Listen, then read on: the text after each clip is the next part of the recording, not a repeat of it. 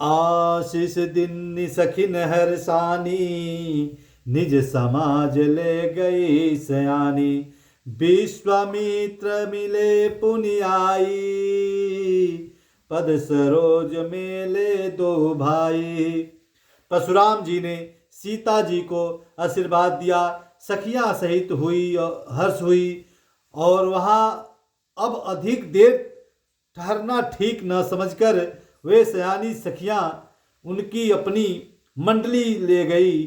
फिर विश्वामित्र जी आकर मिले। उन्होंने दोनों भाइयों के चरण कमलों पर गिराया। राम लखन दशरथ के टोटा, दिन आशीष देखी भल जोठा।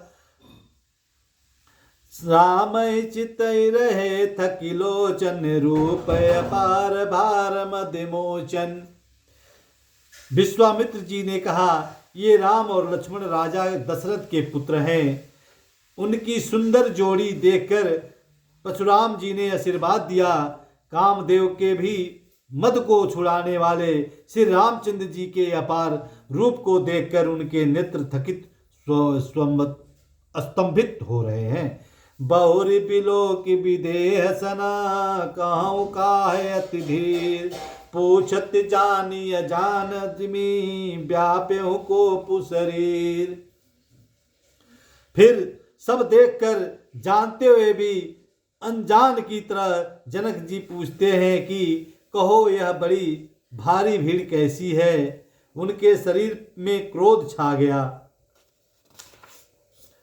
समाचार कही जनक सुआए थे, जहि कारण महिप सब आए। सुनत बचन फिर अनत निहारे, देख चाप खंड पहिप डारे। जिस कारण सब राजा आए थे, राजा जनक ने सब समाचार कह सुनाए। जनक के वचन सुनकर परशुराम जी ने फिर दूसरी ओर देखा तो धनुष के टुकड़े पृथ्वी पर पड़े हुए दिखाई दिए।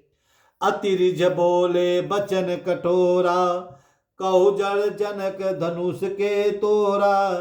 बेग दिखाई मुड़ न तयाजू, उलट उमाय जात लखी तब राजू।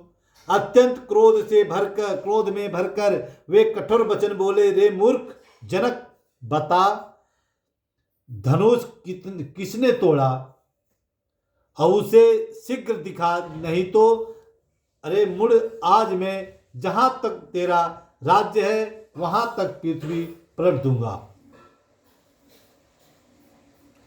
अति डर उतर देर निपुनाही, कुटिल भूप हर से मन माही। सुर सुनि नागर नगर नर नारी, सोच ही सकल त्रास उर भारी। राजा को अत्यंत डर लगा, जिसके कारण वे उत्तर नहीं देते। यह देखकर कुटिल राजा मन में बड़े प्रसन्न हुए। देवता मुनि नाग और नगर की स्त्री पुरुष सभी सोच करने लगे। सबके हृदय में बड़ा भय हुआ। मन पछताति सिय महतारी, विधि अब कंवरी बात बिगारी। भृगुपति कर स्वभाव सुनि सीता, अर्ध निमेष कल्प सम बीता। सीता जी का माता मन में पछता रही है कि हाय विधाता ने अब बनी बनाई बात बिगाड़ दी। परशुराम जी का स्वभाव सुनकर सीता जी को आधा क्षण भी कल्प के समान बीतने लगा।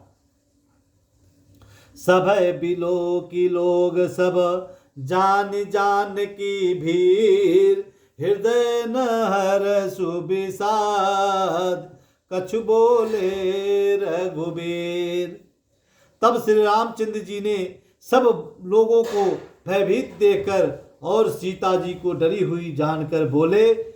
उनके हृदय में न कुछ हर्ष था न विषाद था। मासा प्रायण 9वां विश्राम।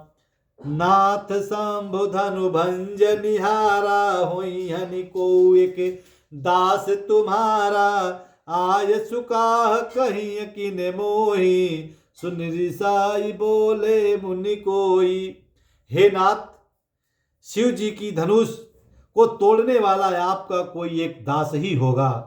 क्या आज्ञा है मुझसे, क्यों नहीं कहते? यह सुनकर क्रोधी मुनि रिझाकर बोले, सेवक सो जो करे सेवकाई, अरि करनी करि करिय लड़ाई। सुनहु राम जय शिव धनु तोरा, सहस बाहु सन सो रिपु मोरा। सेवक वह है जो सेवक का काम करे, शत्रु का काम करके तो लड़ाई ही करनी चाहिए। हे राम सुनो, जिसने शिव जी की धनुष तोड़ा है वह सहस्त्र बाहु के समान मेरा शत्रु है। सो बिलगाई बिहाई समाजा, न त मारे जय सब राजा। सुनि मुनि बचन लखन मुस्काए, बोले परसु धरहि अपमाने। यह इस समाज को छोड़कर अलग हो जाए, नहीं तो सभी राजा मारे जाएंगे। मुनि के वचन सुनकर लक्ष्मण जी मुस्कुराए और परशुराम जी का अपमान करते हुए बोले, बहुधनु ही तोरी लरिकाई, कबहु न असिर जी की गोसाई। यही धनु पर ममता तो के हेतु, सुनिर जाई बोले ब्रिकुल तू। हे गोसाई, लड़कपन में हमने तो बहुत सी धनुष तोड़ी है, किंतु आपने ऐसा क्रोध कभी नहीं किया। इसी धनुष पर इतनी ममता किस कारण है? क्यों आप इतना गुस्सा कर रहे हैं? यह सुनकर भृगुवंशी ध्वज स्वरूप परशुराम जी कुपित होकर कहने लगे, रे नृप बालक काल बस, बोलत तो ही न संभार। धनु ही सम त्रिपुरारी, धनु विदित सकल संसार। अरे राजपुत्र, काल के बस होने से तुमने बोलने में कुछ नहीं होश है। सारे संसार विख्यात शिव जी का धनुष यह धनु ही के समान है। लखन कहा हसी हमने जाना, सुनहु देव सब धनुष समाना। का क्षति लाभु जनु सुत तोरे, देखा राम नयन के भोरे। लक्ष्मण जी ने हंसकर कहा, हे देव सुनिए, हमारे जान में तो सभी धनुष एक ही समान हैं। पुराने धनुष के तोड़े में क्या हानि लाभ है? श्री रामचंद्र जी ने तो इसे नवीन के धोखे से देखा है, नवीन के धोखे से देखा है।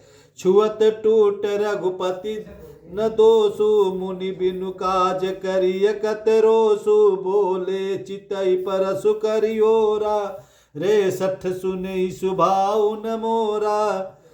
फिर यह तो छूते ही टूट गया, इसमें रघुनाथ जी की कोई दोष नहीं है। मुनि, आप बिना ही कारण किस लिए क्रोध करते जा रहे हैं? परशुराम जी ने अपने फरसे की ओर देखा और बोले, अरे दुष्ट, तेरा मन स्वभाव नहीं, मेरा स्वभाव नहीं है, नहीं सुना है। बालक बोल बधौ नहीं तोई, केवल मुनि जड़ जान ही मोही। बाल ब्रह्मचारी अति कोई, विश्व विदित क्षत्रिय कुल द्रोही। मैं तुझे बालक जानकर नहीं मारता। अरे मूर्ख, क्या तू मुझे नीरा मुनि ही जानता है? मैं बाल ब्रह्मचारी और अत्यंत क्रोधी हूँ, क्षत्रिय कुल का शत्रु का विश्व भर में विख्यात हूँ। भुजबल भूमि भूप बरकीनी, विपुल बार मही देवन दीनी। सहस बाहु भुज छेद निहारा, परसु बिलो की महिष कुमारा। अपनी भुजा के बल मैंने पृथ्वी को राजाओं से रहित कर दिया और बहुत बार उसे ब्रह्मांड को दे डाला। हे राजकुमार, सहस्रबाहु की भुजाओं को काटने वाले मेरे इस फरसे से को देख। मातु पिता जन सोच बस, करसि महिष किशोर। गर्भन के अभर्ग दलन परसु मोर अति घोर। अरे राजा के बालक, तू अपने माता पिता को सोच के बस न कर। मेरा फरसा बड़ा भयानक है और गब्भों के बच्चों को भी नाश करने वाला है। बिहसी लखन बोले मृदुबानी, अहो मुनि सिमा भट नी मुनि पुनि मुहि देखाऊ कुठारू, चहत उड़ावन फेंकु प्रहारो। लक्ष्मण जी हंसकर कोमल वाणी बोले, अहो मुनिवर, तो अपने को बड़ा भारी योद्धा समझते हो, बार बार मुझे कुल्हाड़ी दिखाते हो, कुम फूंक से पहाड़ उड़ाना चाहते हो। यहाँ कुम्भड़िया बतिया को नाही, देखत रजनी देखी मरी जानी। देखी कुठारु सरासर बाना, मैं कछुकान सहित अभिमाना। यहाँ कोई कुंभड़ की बतिया नहीं है, छोटा बच्चा फल नहीं है, जो तर्जनी सबके आगे की अंगुलियों को देखकर ही मर जाते हैं। कुठार और धनुष बाण देखकर मैंने कुछ अभिमान सहित कहा था। बोलिए श्यावर रामचंद्र की।